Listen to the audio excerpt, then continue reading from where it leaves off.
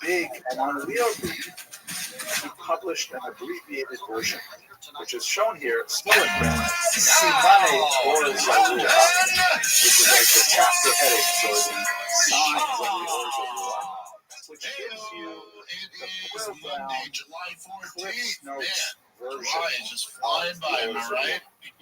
So if you are a really serious scholar, Yeah, then you've got to dude. work through the What's original going on, manuscript, fam? which is It massive. is a Or you have glorious this summer day very here in Austin. authentic, Still waiting dedicated, for the careful sunshine. edition that just gets to Still the waiting. heart of the I think I decisions figured that out the why Orzo made, before I moved and to Texas, you we don't have to talked worry about about all of the back and forth and all of just the wait for that extraneous just information, wait. supposedly Because extraneous. it's the only And thing as a result, this book, It's, the don't get me edited wrong, version it's by hot. his son, It's was hot. incredibly popular Yeah, it's hot. and remained in It's print not, all that time. you know, I'll have some But the neighbors like, Orzo itself was July, lost August, I until get the out of town. 1860s, and only then was the original manuscript returned.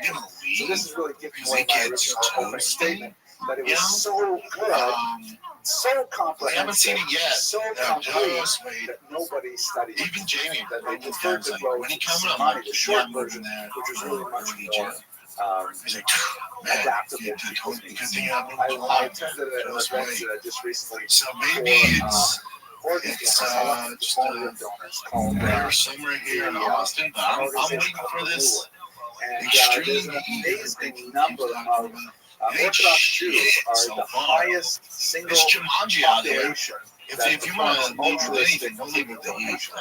whatever reason it is.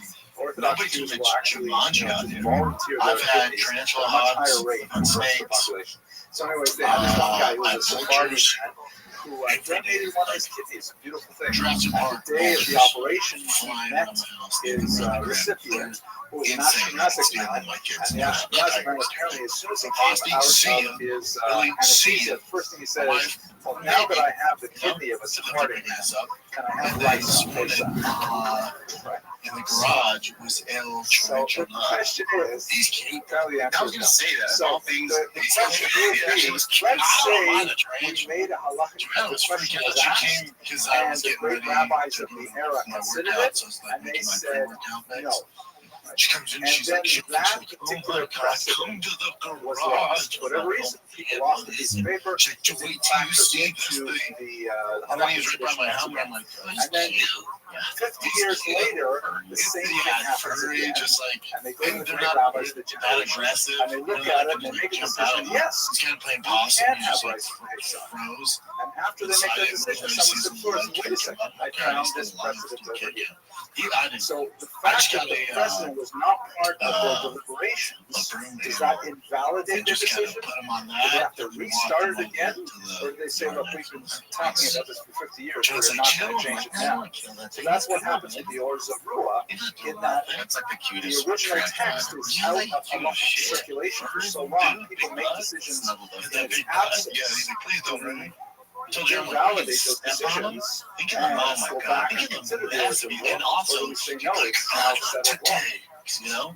We have several things like that. So let's talk a little bit about what is this book about. We spent half an hour and we have not said what's actually in the book. So this is the full set of the Shulchan Aruch, the code of Jewish law, just as a background image. The Orzo Rua is one of the figures in a group of Jews called the Rishonim. This is, of course, familiar to anyone who studied the Talmud or halachic literature. Basically, we have this very important I'm in my 40s, dude. philosophical concept in Judaism that states that the earlier generations have a greater level of spiritual sensitivity, primarily because they are less removed from the revelation side. And later you go in time, there is a diminution. I assume Theo was on the road, otherwise he did front row. But some of the boys was there, a couple of pump in there, cage side, Bryant there. Because they're further away from the Sinaitic experience. Now, the later generations may have much more knowledge. Like I said, my iPhone has a tremendous amount of Torah in it, and I can access it very easily. But I don't have the same spiritual sensitivity that my predecessors had.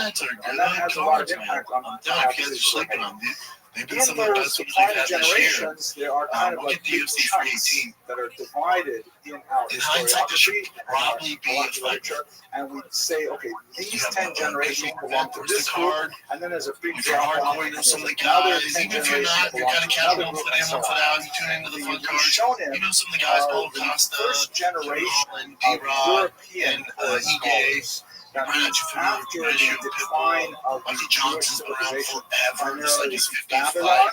You have where Torrey, the Brendan Allen, Talmuds are written, and Ryan the generation that succeeded them called the Geonim, if this is 10 years ago, this is a then fight. you have a rise of Jewish scholarship This is a fight in night. Like, places holy like shit. Spain, This is a fight night. in the Rhineland, Rashi, people like that are going up. Those people are called Rishonim. It means the first ones. There's a series of rabbis that go basically from about the 850s, 900 to about 1400. All the rabbis who taught in that time are Rishonim. The period afterward is called the Acharonim, or the later ones, and that extends up until maybe the 1800s. And now we're in, for the last 20 years, contemporary thinkers. So he was one of these classic periods of he was a Rishon, one of these first ones, and it makes a difference because in terms of categorizing disputes, an Acharon generally will not have the authority to override a Rishon. And then and only another Rishon can override a Rishon. So many of the debates that we have today are really continuations of the debates that were presented in the early times. I'll give you one very important debate, for example, that's quite significant. You know, in one of the major debates in American society right now, the election of heavyweight. Jiu-Jitsu's not really the forte. Listen, I can't do that to Tom Aspinall. But outside that, you know, I can do that to John Jones. So but outside those two top dogs, we should not take our but outside like those top echelon guys, the rest of the division, they're not exactly well diverse when it comes to the weight class, especially in that level. But it's So not you can go pretty far. what You can go pretty Judaism far. says. I'm a big So fan there of this. is And then the no mid card kicked question off with a that bunch of finishes. terminating a Even pregnancy is not the only few decisions permitted were under certain terrible as circumstances, far as it's actually entertainment-wise. mandated. It's required. Body count definitely watch Specifically his a card. therapeutic abortion Where where the mother's not put in danger. But if Some you of the laws watched it, completely Brian clear, would be kayak law, rock hard. where a woman's health takes precedence over the That survival boy, of first team the all body. fetus. What's that light heavyweight? The question that comes up in the period of Rishonim to illustrate this point is why is that true? Boy, he's a bigger nose than me. There's Tough no as hell. disagreement that Super it is athlete. true. His Question is, feet why tore is it true? Lord, dude. The Rambam minorities, body the like bro, we can find Rishons at the some. same time I as can't the wait to Torah, introduce Brian to this wrote guy. that it's because It's the fetus, in my head, as the like, word, takes on the halachic status of a rodent, of a pursuer, meaning the child is unwittingly seeking to kill his or her mother. That the child's birth itself is a danger to the mother. And unfortunately, under those circumstances, they're required to kill the rodate, or at least disable the rodate, so see what he does. To allow the near dog, the pursued one, to survive. It is, as it were, according to Maimonides, a sanctioned form of murder. Every division needs According some to Rashi, also a It's not Rishon, that deep, so he this says guy's not like 2 wins away necessarily from cracking the top 15. You know? Relying on passages elsewhere in the Talmud, the fetus is actually a part of the mother's body. And He was although doing one is well. not normally First round, allowed to probably harm lost second one's round, own he won. body, And then that third obviously, round, for the sake of saving yourself, tragedy, you are allowed, for example, got to his shit together amputate and just a said, gangrene you know what, I'm or just going to something street like fight that. him and just So maul him up. Rashi's position is not that it's murder, that maybe it's something like manslaughter or something, or involuntary murder. Since Rashi's position is much more lenient and allows for a larger scope of interpretation as to what you would rule, for example, if a woman's psychological he's just not putting any output. Would you say that those are sufficient grounds for abortion? You know, he's not doing Rashi might say yes. You know, Rambam, on the other hand, would say no. And that debate of Rishonim persists to this day. In the 1970s, the Tzitz Eliezer, a very important Israeli rabbi, ruled that a woman who found that her child at 7 months of pregnancy was carrying Tay-Sachs, a very terrible disease. She said she can't take it, and she didn't know what to do with herself. So the Tzitz Eliezer ruled that she could in fact. And then obviously I'm biased, but Rabbi Moshe Feinstein in Israel said, very wrong decision. As far as straight damage goes, but he is wrong in his point. significant moments in the Like fight, Maimonides, the Rambam, and say that she did not commit. So this is the kind of an illustration of how the debates of the Rishonim still very much alive today in contemporary. So he's one of these Rishonim. What do the Rishonim do? Some of them comment on Talmudic texts. In fact, much of the Ors of Ruah is organized along the lines of the Talmud. It's structured according to the order and sequence of the Talmudic text. And he also wrote hundreds upon hundreds of responses. Responses are especially valuable for us. Responses are a form of literature in which a community or an individual sends a question, a she'elah, to an important rabbi, in this case the Ors of Ruah. The Ors of Ruah does a research project on it and responds, hence responsa or teshuvah in Hebrew, and that becomes Jewish law. That becomes the precedent that they use. So we have an amazing number of questions directed to the Ors of Ruah, which are relevant not only from a theoretical point of view, understanding what the Talmud means, but understanding what are these pressures affecting Jews and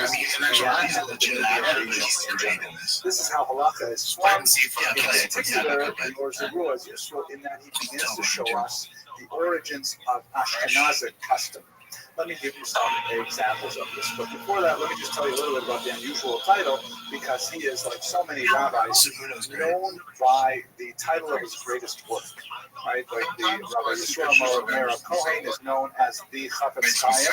Chafetz Chaim is the title of his book. So the Ors of Ruah, Rabbi Isaac Avim, is known as Ors of Ruah, the title of his book. It comes from Psalm 97:11, which is the phrase Ors of Ruah means light is sown.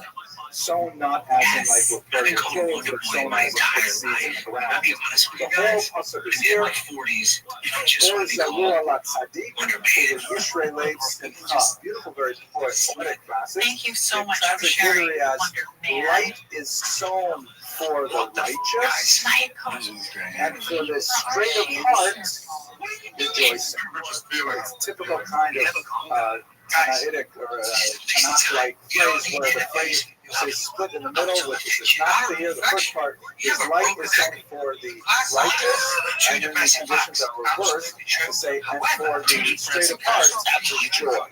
Meaning that if you are, the meaning of the verse is that if you are righteous, if you are pure of heart, then you may not be experiencing happiness right now, but it is sown, it is in the ground, and in the fullness of time, it will burst forth, and you will experience that great happiness. Perhaps a reference to life in the world to come. Now, he especially liked this phrase because when you take the final letters, you see it spells out Rabbi Akiva. They all did a really good job. Yeah, shout out to Cal and hey, sometimes Akiva is spelled with Aleph. And he mentioned in his introduction that he was drawn to this particular passage and the Sofei Teva, the last letters of the words, because Akiva was his Hebrew, referring to the Rabbi Akiva of the 2nd century, one of the greatest rabbis shout out to the UC medical staff for in fact, at the very beginning of his book, there's this massive discussion of something that is associated with Rabbi Akiva's activity, and he begins this way because he wants to emulate Rabbi Akiva, who was someone who was darshan the osios, meaning someone who would derive meaning from the actual shapes of the letters. As you can see, this is the first page of the Ors of Ruah, and right at the very top it says the alphabet. This is like, can you imagine opening up this massive 800,000 page book and the very first thing is ABCD, as if you're going to learn the alphabet from children's prayers, open with pictures of the alphabet, list of the alphabet with all the vowels. It's like you see little kids sitting there, there's a bunch of unanswered shots, but he got up to defend himself. So it starts like that, but then he gets into he lists first the actual series of letters, then he lists how they are spelled out. For example, the letter Aleph is spelled our latter Faye, right? And he spells them out in full, and then he lists some of the secret combinations of the letters, the codes that you find occasionally at the top. Like, for example, the dash system. It's like the aleph, the first letter, is replaced by the taf, the last letter, the last letter of the alphabet. The second letter is replaced by the penultimate shin, and that way you can spell out a whole word or a whole sentence by those letters, and several other less common ones. And then it goes into a long discussion which extends for about 30 pages about some of the secrets of the shapes words themselves. This is out of character from the most of the work because it is deeply Kabbalistic, very much into gematria, numerology, and other things which are, just an indication of the mystical background of the Orza rule, which we shall see in terms of I knew it was his going to be one of influence. these slides, take Is he a Makubal? I would say he is. He would not make his reputation on it, but as we shall see, he was deeply influenced by a very important celebrations. He's like, because I don't know what they're saying Portuguese, but they're talking shit. Here's a passage, a page of the Talmud, a very old printing here. The Tosfot, by the way, are the commentators on the outside. This is the actual text of the Talmud itself. On the inside, private place by the binding is always printed with commentary. Rashi, who is more like he takes you hand and he walks you step by step through the meaning of the text. Tosfot, by contrast, is much more into discussing the contradictions and things like that. So, Rabbi Yitzchak of Vienna is one of the members of the larger school of Tosfot, perhaps the most well-known of the grandchildren of Rashi himself, but there are literally tens of scholars throughout Europe that contributed to this massive body of work. His teachers included the Aruba Abosa, author of a very famous commentary and halakhic work, and his students included the Maharam of Restream, whose biography is also quite fascinating. Perhaps we will refer to it in a later lecture. Perhaps my most famous, perhaps my most favorite of his teachers, however, was Yehuda Rachid. So let's say most prominent individual in a short-lived phenomenon called the Hasidei Ashkenaz. Fascinating explosion of spiritual activity, primarily in the Germanic lands towards the north, that has its own name now called Hasidei Ashkenaz. The term Hasid, we speak today about Hasidim. Generally speaking, that term is used to refer to the followers of the Baal Shem Tov in the 18th century. Prior to the 18th century, the term Hasid was generally used to refer to anyone who went beyond the minimum standard. UFC 318 is coming to New Orleans, and it is a fun one. The BMF title is on the line, and the hometown boy Dustin Poirier. It's the last dance. That's right. But there are a couple King of of the moments in lightweight Jewish history division where is the going term out Hasid is on applied to a a fun movement. note It happens against so Max in Holloway. It's the early trilogy medieval fight, man. Rhineland, And DraftKings Sportsbook has the official sportsbook program of the UFC. Has all the action you need. Holloway Poirier 3 headlines. It's the last time Poirier slipped into the octagon. And if you're new to DraftKings, check this out. New customers should bet 5 with 150 bonus bets instantly.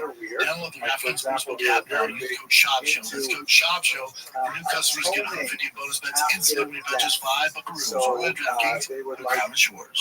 Put their Gambling bodies in problem? Call coffins 1-800-GAMBLER. passed In New York, away, call and they would tell the 877-8-OPEN-WIRE. Text OPEN-WIRE 467-369. In Connecticut, help is available for problem gambling. Call 888-789-7777 or visit ccpg.org. Please play responsibly. On behalf of Blue Hill Casino and Resort in Kansas, 21 and over. Age and eligibility varies by jurisdiction. Void in Ontario. Bonus bets expire 7 days after issuance. For additional terms and responsible gaming resources, see dkng.co/audio. City Ashkenaz kind of faded away. But they did leave us a rather remarkable book called Sefer Hasidim, which is a brilliant exploration of some of the philosophical standpoints, and it's a strain in Jewish thought that has not necessarily survived, but is nevertheless fascinating in its detail. I will mention one thing that Yehuda Hasid wrote that is still extremely well preserved among Jews. Probably heard of it, maybe even considered it in your own private relationships. Those who don't know, the BMF title was created he by left Dwayne behind a fairly Johnson. detailed will for his children. So, That has a whole the bunch of UFC was like, significant yeah, this is great. We're just stipulations going to about roll how with he that. wants I to think it's supposed to be a behave. one-off, and then One of the no, things just that he roll with it. wrote Because the his children casuals, as long as is there's a that belt a on the man line, you should can call never the biggest marry a pussy woman in the world. with As the long same name as as there's his a mother. belt on the line, people assume it's a world And championship there's never, fight. that's the and only we can source have them for it headline in the rest of pay-per-views. Jewish tradition. It's Here's not my in the question, Talmud, maybe not in you can halachic research literature.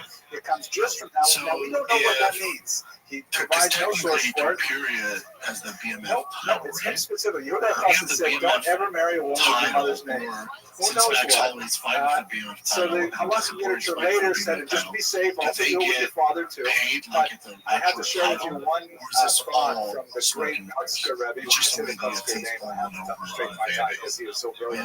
The UFC actually 19th can century feel those. Hasidic rabbi who wrote that if Yehuda HaChassid had known how seriously people would take his will regarding not marrying a woman with sin in their mother, if they knew how Jews would read his will with such intensity and dedication, he should have put the Ten Commandments in there too. That's the So it's not like confirmed. Self-flagellation is also In there. essence, well, the BMF title You doesn't see carry the exact self-flagellation same weight also as the come up in Union Championship in terms of visual length and Sfat touches. circle as So well. you can't drill But the the Hasidic eyeballs to that, Ashkenaz were of very big course. into this. You know, like Position the is Rambam was a carried very with different kind of points. thinker. So He she put him on par didn't with see those the five value, and traditional actually, goals it's in ironic because the competition. Hasidim So I assume they get a themselves little bump, also but I tried to doubt the it's Baal the Shem Tov was same not a big fan of this. He's saying like as we're an not in actual the generation where we fast the same way that the Hasidic Ashkenaz did. So the term is a little bit misleading. We use it in different ways. But this was a brief period of time where this was as a word of religious style. This is all, I think, fascinating stuff from a religious perspective. I, however, am a historian. So what's really cool, I think, is what can we do with the Or Zarua as a historical text? What can we learn about the nature of Jewish life in early Ashkenaz from the Or Zarua? And the truth is we can learn a lot from it. So this is not the way the Or Zarua intended his book to be read.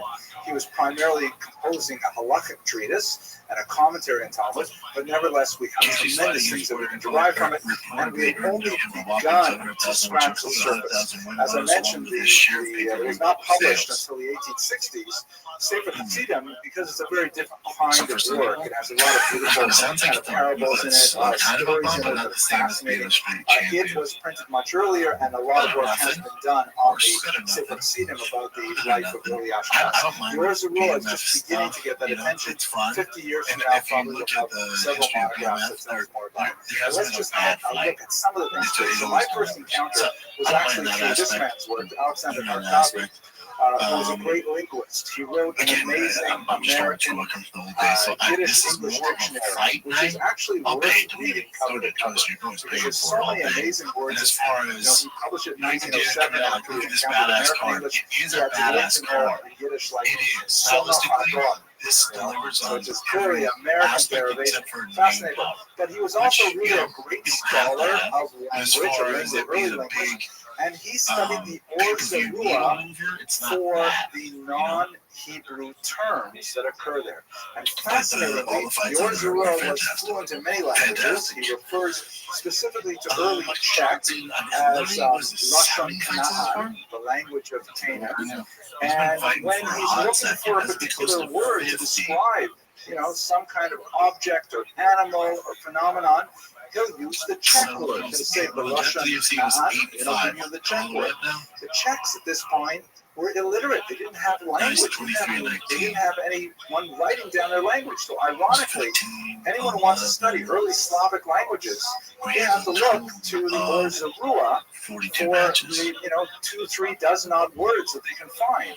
It is ironic that the earliest Czech words are written in Hebrew letters, because we were literate and they weren't, and he was recording these things. It's an amazing phenomenon. We actually see it also with some of the Romance languages and Rashi, and even some Russian words occasionally occur in here. This is a fascinating phenomenon.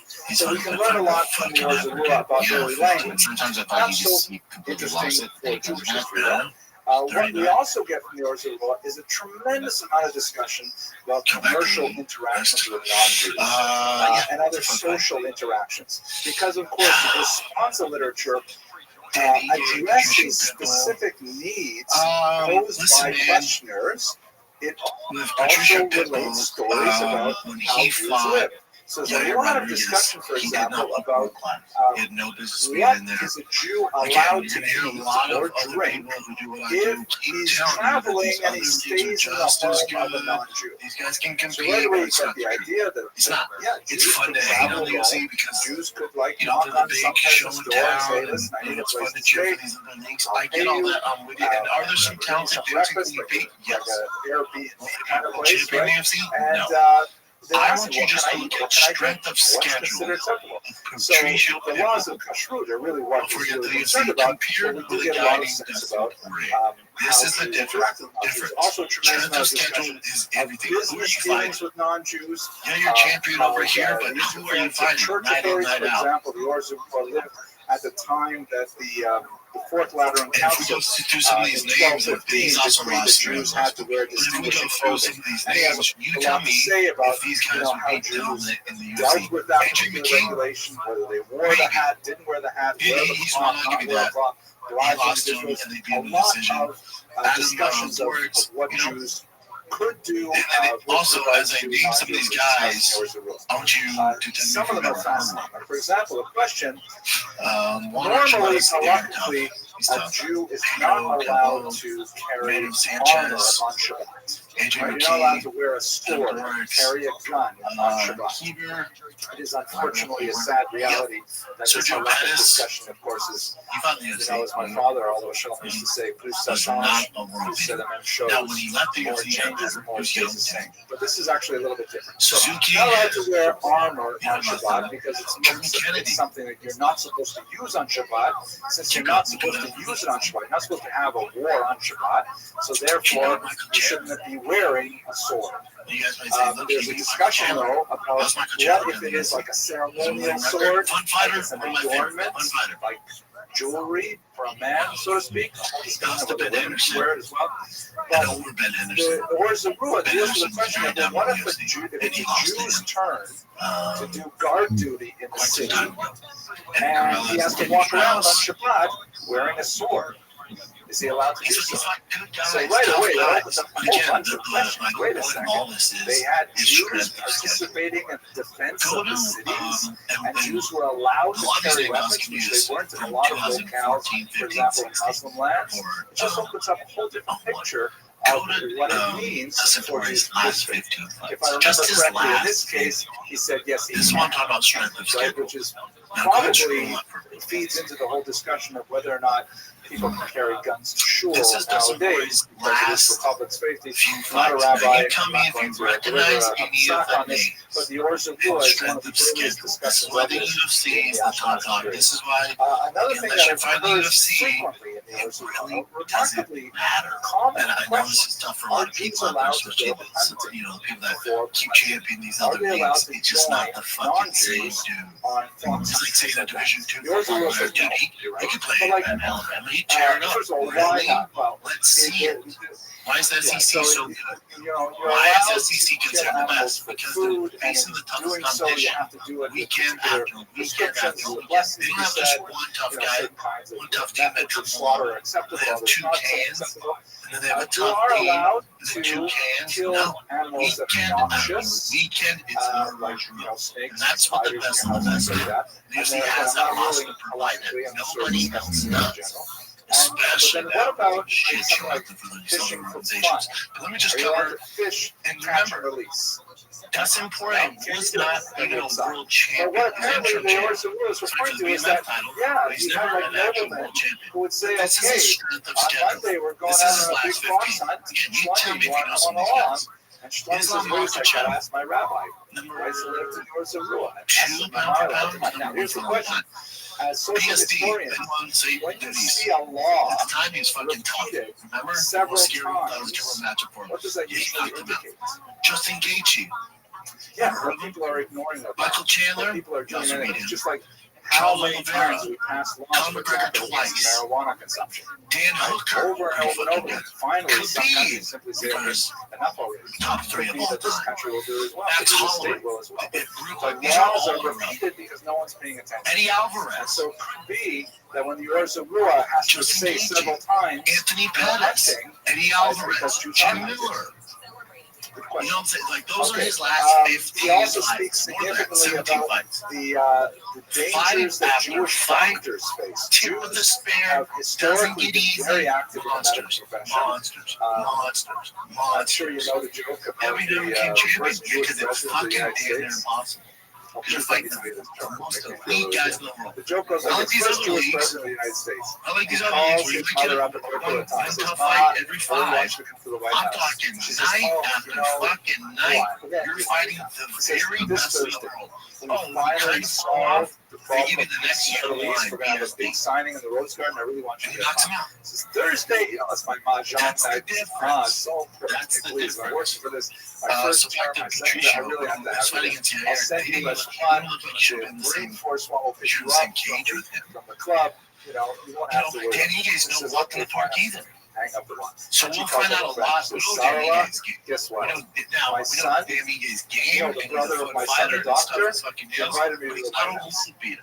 He loses to the top Right. My echelon son, the guys. brother of my son, the So if doctor. Patricio doesn't beat him, All right, I enjoy these jokes. especially with his high He salary, writes several but places stylistically, about it's a very the tough danger of fight Jews for practicing Patricio. medicine. Very tough fight. Patricio Specifically, probably doesn't want to get it down. the He's hard to patient get down. dies, Yeah, there's no Jews punk often on the ground either. He's not Patricio's level. There's no punk down So there. therefore, you have And to then deal Danny with a lot of gets the specific pressure. questions So about, we'll see how is this Patricio treatment working? Is responds that after getting treatment dog consulting blocked with by non-Jewish doctors and all kinds of things Again, related to the me danger too. What's up now? of I'm with him. engaging Yeah, that Danny profession. gets tough. Finally, another Best area man of off. significant We saw value how in Patricio the Urzarua is goes regards against some of the Ashkenazic best teams he minhag, has offered. the And it was a origins shut of the up. You dog specific block. practices So we'll see of what happens. Ashkenazic Jews, of which And the again, I'm not Urzarua hating on these is a guys. I'm just saying classic this narrative go-to text. These other It's leagues are just really as good. describing what Jews did. They're not. Sometimes They're just in not. extra halakhic The strength of space, schedule like is customs that nowhere evolved near. in the region that don't Nowhere necessarily near. have sources Man, I in keep telling you this. specific Like, texts see that the are guy who was the level CFL of MVP saying he's the best in the world. He Not true. is a Any fucking reporter best. of Those guys can't Hokah, even make an a very, NFL very roster. powerful prayer that we utter on the high holidays, right? You know, who will die by fire, who will die by water, prayer. He attributes it to Amnon of Holocaust we get. Holocaust and arson under the scene, first team all body, the Acai, the Jews, the secret Jews, all that shit. He was 5-0 with oh my God. Many other passages today. He also has discussion of what Jews eat. This is the earliest recorded reference to Torah in Jewish history. And in fact, the reference there is because he talks about how he went to his someone's house and the fire had gone out, and therefore they had to eat their children's food. And this horrible experience moved him so much that he recorded it for the next 1,000 years of the Urzarua. But we know it's not an easy fight for him. The word children, I'm so glad you asked. It's clearly a French derivation. It comes from chaud, which is hot, and long, from long means long. Slow hot. You cook it overnight, right? I can't believe we have Vittoria and Ben Shula Allen. Oh, that's pretty good, yeah, after Shula. Yeah, So they have also like Kiddush Klubba, or it's something like, okay. Shula and Paula's a plus 200, but so on the left is over 2.5 rounds or under 2.5 he rounds. also has discussions of like his impressions of synagogue before. He writes about how he remembers a particular synagogue he used to go to that had drawings of birds and fishes and trees and stuff. And he discusses minus 125. That's where our shul is like. That's right. So it's indicative of kind of like the independence of individual congregations and his halakhic impact on them, and we can see how certain practices evolved as a result of his observations. And it kind of doesn't. So that's basically the story of the Urzarua. We now have it printed in large new editions. This is the Urzarua Shalem, the complete Urzarua, which sort of undoes the PJ Penn, unfortunate Frankie Edgar, lacuna in our guys who historical are record going to due have to never his won son's the well-meaning abbreviation of his text. It's never And so the happened. Orson was once again The only on the caveat cusp with of being that studied is in you're depth talking in his own Max right. Holloway and Dustin Poirier. I'd say Max Holloway's evolved so much since those last two fights. Their first fight was 12 years ago. Their second fight was very 6 much for years your ago. attention. God willing, So I'll see you remember, next week. We'll Max took on talk short about notice. That the was a short Trump notice fight. It was like 45. And then, I'm sorry, he took a second fight on short notice. Remember that.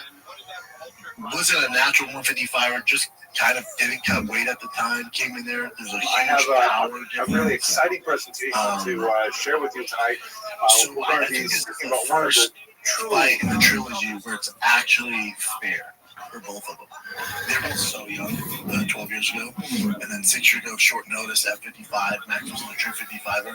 Max, now that he's over 55, is his division. I think Max would have a much better outcome. I don't know if he beats him. I'm just saying better, particularly in Central Europe, but 55. also, He'll of period course, 55 than he his does at influence 45. I don't see reverberates Max right at through to the press today 55 is in a our match. neighborhood here in Brooklyn as I well. can see how they Israel's favorite Max very in this fight. consequential thinker His who articulated a strategy for Jewish survival under and allow me the to watch uncertain the terms of the Gaethje fight Enlightenment of the modern period. versus Max Holloway. Just look at I'm the sure knockout. that Like, dude, that was his insane. approach will It is. be But if you go back to watch the thought-provoking, entirety of the fight, perhaps Max Holloway